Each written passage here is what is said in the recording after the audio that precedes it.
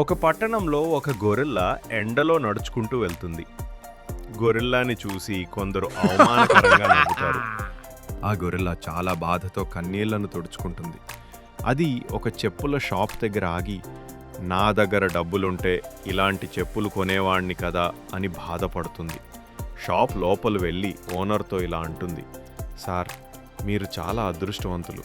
మీ దగ్గర చెప్పుల షాపే ఉంది.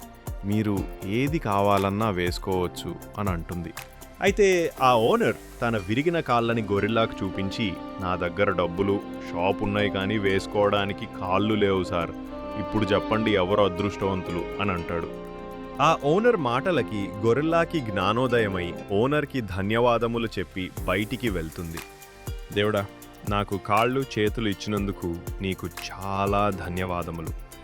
నేను వీటితో ఏ పనైనా చేసుకుని సంపాదించుకోగలను అని గుండె నిండా ధైర్యంతో సంతోషంగా ముందుకు సాగిపోతుంది ఆ గొరిల్లా. ఇది మీకు నచ్చితే లైక్, సబ్స్క్రైబ్ మరియు కామెంట్ చేయండి ఫ్రెండ్స్.